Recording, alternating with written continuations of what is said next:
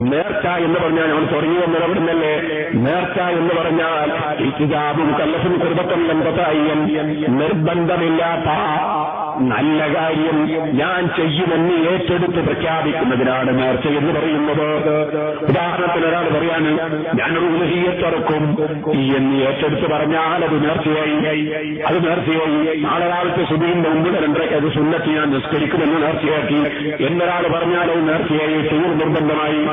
നേർച്ച എന്ന് പറയുന്നത് പുണ്യകർമ്മം ചെയ്യുമെന്ന് പ്രഖ്യാപിക്കുന്നതിനാണ്, ഏറ്റെടുത്ത് പ്രഖ്യാപിക്കുന്നതിനാണ് നേർച്ച എന്ന് പറയുന്നത്. ഫർദായ കാര്യം നേർച്ചയാക്കാൻ പറ്റൂല. നാളെ രാവിലെ ഞാൻ സുബീസ്കരിക്കുന്നു നേർച്ചയാക്കി എന്ന് പറയാൻ പറ്റൂല. കാരണം നേർച്ചയാക്കിയില്ലെങ്കിലും പറഞ്ഞു ഞാൻ നിർബന്ധമാണ്. ഇപ്പൊ സുന്നത്താവ കാര്യം ഏറ്റെടുത്ത് നിർവഹിക്കുമെന്ന് പ്രഖ്യാപിക്കുന്നതിനാണ് നേർച്ച എന്ന് പറയുന്നത്. ഇത് നമ്മൾ ചെയ്യുന്ന ആർക്കാണ്? അള്ളാഹ്ക്കാണ്. അതെല്ലാം അള്ളാഹ്ക്കല്ലേ. കൈ സംസ്കരിച്ചായിരിക്കാം അള്ളാഹ്. മയ്യത്ത് അള്ളയാണെന്നല്ല, മയ്യത്ത് നിസ്കാരം നിർവഹിച്ചത് അള്ളാഹ്ക്കാണ്. മുസ്ലിമായ മനുഷ്യന്റെ എല്ലാ ലോകത്തിലുള്ള ഞാൻ പ്രസംഗിക്കുന്നതായിരിക്കാം അള്ളാഹ്. എന്നിട്ട് കേൾക്കുന്നത് നിങ്ങളല്ലാന്നല്ല. ഉപകാരം നിങ്ങൾക്ക്, ഉപകാരം നിങ്ങൾക്ക്, എനിക്ക് ഞാൻ സമർപ്പിക്കുന്ന അള്ളാഹുവിന്. അങ്ങനെയാ മുസ്ലിമിന്റെ എല്ലാ പ്രവൃത്തിയും. അത് നേർച്ച മാത്രമല്ല. ചില നേർച്ച അള്ളാഹ്ക്ക് മാത്രമൊന്നും, ബാക്കിയുള്ള അമ്മാമനാണ് അല്ല. പിന്നെ എല്ലാം ഉള്ള കഥാ മുസ്ലിം. ഇന്ന സലാത്തി വനുസുകി വമഹിയായ വമമാതി ലില്ലാഹി റബ്ബിൽ ആലമീൻ. നിസ്കാരത്തിലെ പ്രസ്താവന കണ്ടില്ലേ? എന്റെ നിസ്കാരവും എന്റെ അറവും എന്റെ ഹജ്ജും എന്റെ എല്ലാ ഇബാദത്തും വമഹിയായ വമമാതി, എന്റെ ജീവിതവും എന്റെ മരണവും ലില്ലാഹി റബ്ബിൽ ആലമീൻ, എല്ലാം റബ്ബുൽ ആലമീനായ അല്ലാഹുവിനാണ്. എന്റെ പ്രസംഗം അല്ലാഹുവിനാണ്, നിങ്ങൾ പ്രസംഗങ്ങൾ കേൾക്കുന്നത് അല്ലാഹുവിനാണ്, നമ്മളിവിടെ ചെയ്യുന്ന ഓരോ കാര്യങ്ങളും അല്ലാഹുവിനാണ്. അതല്ലേ ഒരു മുസ്ലിമിന്റെ പ്രസ്താവന. അപ്പൊ നേർച്ച മാത്രമല്ല അല്ലാഹ്, എല്ലാം അല്ലാഹ്ക്കാണ്. അപ്പൊ നേർച്ചയാക്കുന്നതും അല്ലാഹ്ക്കാണ്, കൊടുക്കുന്നതും അല്ലാഹ്ക്കാണ്. പക്ഷെ കിട്ടുന്നത് അവന്റെ സൃഷ്ടികൾക്കാണ്, ഉപകാരം അവന്റെ സൃഷ്ടികൾക്കാണ്. മയ്യത്ത് നിസ്കരിച്ച അല്ലാഹുവിനാണ്, അതിന്റെ കൂലി എനിക്കാണ്, അതിന്റെ ഫലം മയ്യത്തിനാണ്. ഇതുപോലെ മക്ബറയിൽ വന്ന് യാസീൻ ഓതിയാ, ആ യാസീൻ ഓതുന്ന അല്ലാഹുവിനാണ്. എന്നാൽ ആ യാസീൻ ഓതിന്റെ കൂലി എനിക്കാണ്, അതിന്റെ ഫലം ഖബറിലുള്ള ആൾക്കാണ്. ഇതാണ് സഹോദരന്മാരെ ഖബറിലുള്ളവർക്ക് ഉപകരിക്കുമെന്ന് പറഞ്ഞത്. ഇത് മനസ്സിലാക്കാൻ കഴിയാത്തതുകൊണ്ട് ഇബ്നു കസീറിന്റെ ഉദ്ധരണി തെറ്റിദ്ധരിച്ച് മയ്യത്തിന്റെ പേരിൽ ഖുർആൻ ഓതിയാൽ ഫലമില്ലെന്ന് ഇമാം ശാഫിഈ പറഞ്ഞുകൊണ്ട് ചിലർ പറയാറുണ്ട്. അവർക്ക് അറിവില്ലാത്തതിന്റെ പേരിലാണ് കേട്ടോ. അത് ഞാൻ സാധാരണക്കാർക്ക് മനസ്സിലാകാൻ ഒരു ഉദാഹരണം കൂടി പറയുന്നു, നോക്കോളൂ. ഈ മൈക്ക് സെറ്റ് ഇവിടെ പ്രവർത്തിക്കുന്നതിന്റെ പ്രതിഫലം ആർക്കാണ്? ഇതിന്റെ ഓപ്പറേറ്ററുടെ അതിന്റെ മുതലാളിക്ക്. അയാൾക്ക് ചിലപ്പോൾ ഇന്നിവിടെ ഉറക്കുന്ന കൂലി ഉണ്ടാവുള്ളൂ. ഈ മൈക്ക് സെറ്റിന്റെ പ്രതിഫലം ഇതിന്റെ മുതലാളിക്ക്, അല്ലേ? കൂലി മുതലാളി. എന്നാൽ ഇതിന്റെ ഉപകാരം ആർക്കാ?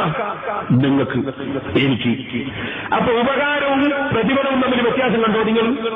പ്രതിഫലം അയാൾക്ക്, ഉപകാരം നമുക്ക്.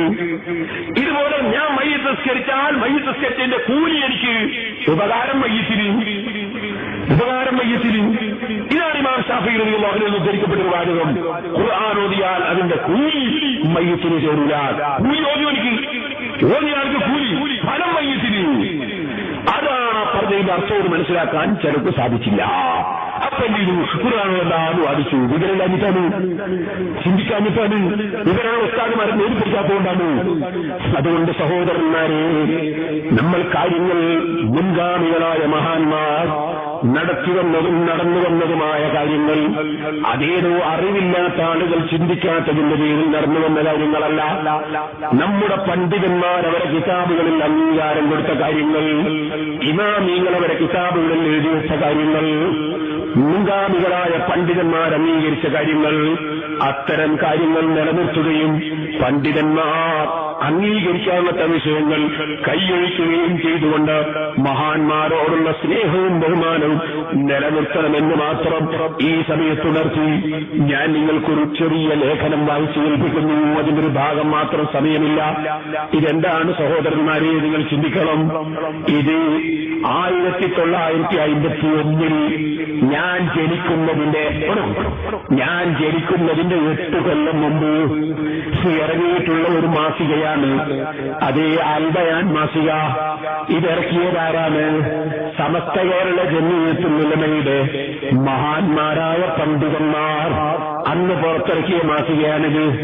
ഈ മാസികയിൽ ഇതിന്റെ 258 പേജ്, 267 പേജ്, അതുപോലെ 291 പേജ്, ഇങ്ങനെയുള്ള പേജുകൾ നോക്കിയാൽ നിങ്ങൾക്ക് കാണാം നേർച്ചകളിലുള്ള അനാചാരങ്ങൾ, നേർച്ചകളിൽ ഉണ്ടാകാൻ ചില സ്ഥലങ്ങളിൽ നടക്കുന്ന അനാചാരങ്ങളെ സംബന്ധിച്ച് വളരെ വിശദമായി ഇതിൽ പറയുന്നു. സമസ്ത കേരള ജമിയത്തുൽ ഉലമയുടെ തീരുമാനം കേട്ടോളൂ സഹോദരന്മാരെ, ഞാൻ വായിച്ചു കേൾപ്പിക്കാം. സമസ്ത കേരള ജമിയത്തുൽ ഉലമയുടെ ഈ കൊല്ലത്തെ വാർഷിക യോഗത്തിൽ വെച്ച് പല തീരുമാനവും ചെയ്യുകയും പല പ്രമേയങ്ങളും പാസാക്കുകയും ചെയ്തിട്ടുണ്ട്. അവയെക്കുറിച്ചെല്ലാം ഒരു വിശദീകരണം ചെയ്യുവാൻ ഈ ലേഖനം കൊണ്ട് ഞാൻ ഉദ്ദേശിക്കുന്നില്ല. അവയിൽ നിന്ന് 2 വിഷയത്തിലേക്ക് മാത്രമാണ് ഈ അവസരത്തിൽ വായനക്കാരുടെ ശ്രദ്ധയെ ഞാൻ ക്ഷണിക്കുവാൻ ഉദ്ദേശിക്കുന്നത്. ശരി കേട്ടോളൂ. അന്ന് 951 എഴുതിയ ലേഖനമാണ്. ഒന്നാമതായി നേർച്ച സ്ഥലങ്ങളിലും മസാറുകളിലും ഉലമാഇന്റെ അറിവിൽ പെടാത്ത നിലയിൽ നടന്നു വരുന്ന അനാചാരങ്ങളെ നിർത്തുവാൻ ആവശ്യപ്പെട്ടുകൊണ്ടുള്ള അതിന്റെ പ്രമേയമാണ്. സുഹൃത്തുക്കളെ, ഇതിനെക്കുറിച്ച് നാം വളരെയധികം ചിന്തിക്കേണ്ടതുണ്ട്. നമ്മുടെ ഇടയിലുള്ള ഒരു തരക്കാര് സിയാറത്ത് വേണ്ടെന്ന് പറയുവാൻ പോലും പ്രേരിപ്പിച്ചത് ഇന്നത്തെ ചില സ്ഥലങ്ങളിൽ നടന്നു വരുന്നതും ശറഈ വിരോധിക്കപ്പെട്ടതുമായ അനാചാരങ്ങളാണെന്ന് പറഞ്ഞാൽ അവാസ്തവമായി പോകുമെന്ന് തോന്നുന്നില്ല. പക്ഷേ അത്തരക്കാർ സമസ്തയിലെ അവരുടെ ഭാഷയിൽ യാഥാസ്ഥികന്മാരായ ഉലമായിനെ പഴിക്കുന്നതും അവരുടെ സർട്ടിഫിക്കറ്റോടുകൂടിയാണ് ഇത്യാദി അനാചാരങ്ങൾ ഉണ്ടായിത്തീരുന്നുവെന്ന് ഉദ്ഘോഷിക്കുന്നതും ഇനിയെങ്കിലും മതിയാക്കുമെന്നും അവരുടെ വായടക്കുവാൻ മേൽ പ്രസ്താവിച്ച പ്രമേയം പര്യാപ്തമാകുമെന്നും നമുക്ക് ആശിക്കാം എന്ന് പറഞ്ഞിട്ട് നീണ്ട ലേഖനമാണ്. ഈ ലേഖനത്തിൽ സഹോദരന്മാരെ നിങ്ങൾക്ക് കാണാം എഴുതുന്നത് എന്താണ് കേട്ടോളൂ. ഇന്ന് ചില പ്രദേശങ്ങളിൽ നേർച്ചകൾ, കല്യാണാതിയന്തരങ്ങൾ എന്നിവയുടെ അവസരം പതിവായി നാം കണ്ടുവരുന്ന സംഗതിയാണ്. മുട്ട്, വീണവലി, വെടിമരുന്ന് പ്രയോഗം മുതലായവ ഇവ ശറഇന്റെ ദൃഷ്ടിയ ഹറാമാണെന്ന് പിഞ്ചു പൈതങ്ങൾക്ക് പോലും അറിയുന്ന സംഗതിയാണ്. മാത്രമല്ല, നമ്മുടെ പള്ളികളുടെ മുമ്പിൽ കൂടി മുട്ടിപ്പോയി എന്ന കാരണത്താൽ എത്ര സ്ഥലങ്ങളിൽ കഴിഞ്ഞ കാലത്ത് ഹിന്ദു മുസ്ലിം വഴക്ക് ഉണ്ടായിട്ടുണ്ടെന്ന് ശേഷം 24 പേജിൽ. മലബാറിന്റെ ചരിത്രത്തിലേക്ക് മാത്രം കണ്ണോടിച്ചു നോക്കിയാൽ അത് ഹിന്ദുക്കളുടെ ആചാരമാണെന്നും മുസൽമാന്മാർ പണ്ഡിത പാമര വ്യത്യാസമന്യേ അതിനെ വെറുക്കുന്നുവെന്നും നമുക്ക് നിഷ്പ്രയാസം മനസ്സിലാക്കുവാൻ സാധിക്കും. ഇങ്ങനെയുള്ള മുട്ട്, വീണ ആദിയായ വാദ്യമേളങ്ങൾ ചില മുസ്ലിങ്ങളുടെ ആഘോഷങ്ങളിലും അടിയന്തരങ്ങളിലും മറ്റും യഥേഷ്ടം ചെയ്തു വരുന്നത് കാണുമ്പോൾ എത്ര കണ്ട് ലജ്ജാവഹവും വ്യസനകരവുമാണ്. ഇവരുടെ ഇസ്ലാമിക നിഷ്ഠ എന്തായിപ്പോയെന്ന് ഓർത്തുകൊണ്ട് വ്യസനിക്കുകയല്ലാതെ മറ്റെന്ത് ചെയ്യാനാണ്? ഇത്തരക്കാരുടെ കണ്ണ് സമസ്തയുടെ ഈ പ്രമേയം തുറപ്പിക്കുമെന്നും മേലിൽ ശറയിൽ അനുവദനീയമല്ലാത്ത മുഴുവൻ സംഗതികളിലും അവർ വിരമിക്കുമെന്നും നമുക്ക് വിശ്വസിക്കാം.